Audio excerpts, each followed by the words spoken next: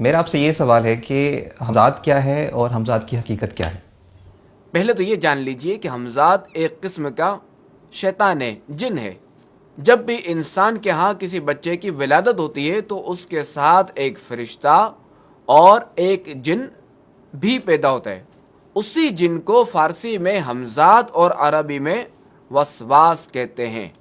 یہ انسان کو بری باتوں کی ترغیب دلاتا ہے، لیکن اللہ پاک کے پیارے اور آخری نبی صلی اللہ علیہ وسلم کے جہاں اتنے معجزے ہیں تو وہاں ایک معجزہ یہ بھی ہے کہ اللہ پاک کے پیارے اور آخری نبی محمد عربی صلی اللہ علیہ وآلہ وسلم کا ہمزاد مسلمان ہو گیا تھا، اور وہ آپ کو بری باتوں کے بجائے اچھی باتیں بتاتا تھا۔ یقیناً بسا اوقات یہ عاملین گزشتہ حالات کی درست اطلاعات دینے میں کامیاب ہو جاتے ہیں۔ مثلاً آپ کو 10 سال پہلے سخت بخار ہوا تھا، یا آپ کے بچے کو سر پر فلاں وقت چوٹ آ گئی تھی، وغیرہ وغیرہ۔ تو گزشتہ حالات یعنی گزرے ہوئے حالات بتانے کی وجہ یہ ہے کہ یہ باتیں وہ عامل بعض اوقات ہمزاد کے ذریعے معلوم کرتے ہیں، کیونکہ عامل کا رابطہ جب وہ اپنے ہمزاد سے ہوتا ہے، اس کی دوستی اپنے ہمزاد سے ہوتی ہے، اور اس کا جو ہمزاد ہے وہ سامنے والے کے ہمزاد سے حالات لیتا ہے۔ حجاج بن یوسف کا واقعہ ہے کہ ایک بار اس کے پاس ایک شخص لایا گیا جس پر جادو کی نسبت کی گئی تھی، یعنی اسے کہا گیا تھا کہ یہ جادوگر ہے۔ تو حجاج بن یوسف نے اس سے پوچھا کہ کیا تم جادو کرو؟ تو اس نے کہا نہیں۔ پھر حجاج بن یوسف نے کچھ کنکریاں لی اور اس کی گنتی کی، اور پھر اس نے مٹھی بند کر لی، اور اس سے پوچھا کہ بتاؤ میرے ہاتھ میں کتنی کنکریاں ہیں؟ تو اس نے تعداد بتا دی کہ آپ کے ہاتھ میں اتنی کنکریاں ہیں۔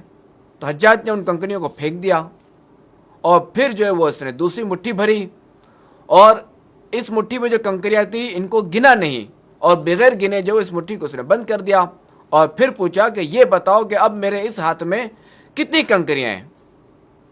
تو اس نے کہا کہ میں نہیں جانتا۔ اب حجاج بن یوسف نے پوچھا کہ یہ بتاؤ کہ تم نے پہلے کیسے بتا دیا اور اب کیوں نہ بتا سکے؟ تو اس پر اس شخص نے کہا کہ چونکہ میرا رابطہ میرے ہمزاد سے، جب آپ نے پہلے کنکریاں لی تھیں تو آپ نے ان کی گنتی کی تھی جو کہ آپ کو پتہ تھی، جب آپ کو پتہ تھی تو آپ کے ہمزاد کو بھی پتہ تھی، تو میرے ہمزاد نے آپ کے ہمزاد سے رابطہ کیا، اور آپ کے ہمزاد نے میرے ہمزاد کو بتا دیا کہ ان کے ہاتھ میں اتنی کنکریاں ہیں۔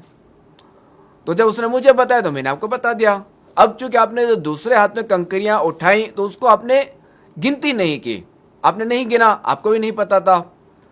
اب جب آپ کو نہ پتا چلا تو چونکہ اس وجہ سے جو ہے وہ آپ کے ہمزاد کو بھی پتا نہ چلا، اور اب آپ کے ہمزاد کو جب معلوم نہیں تھا تو اب آپ کا ہمزاد میرے ہمزاد کو بھی یہ بات نہیں بتا سکا۔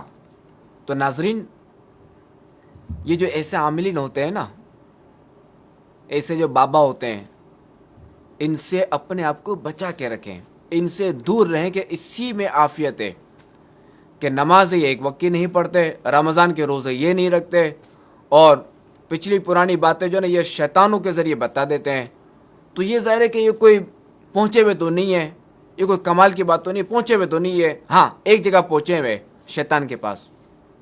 تو لہٰذا اگر آپ اپنی خیر چاہتے ہیں، اپنی بھلائی چاہتے ہیں، اور اپنے گھر کو سکون کا گہوارہ بنانا چاہتے ہیں کہ آپ کے گھر میں امن رہے، تو ان ٹھگو باباؤں سے دور رہیں، اپنے آپ کو بھی بچائیں، اپنا مال بھی بچائیں، اپنی اولاد کو بھی بچائیں۔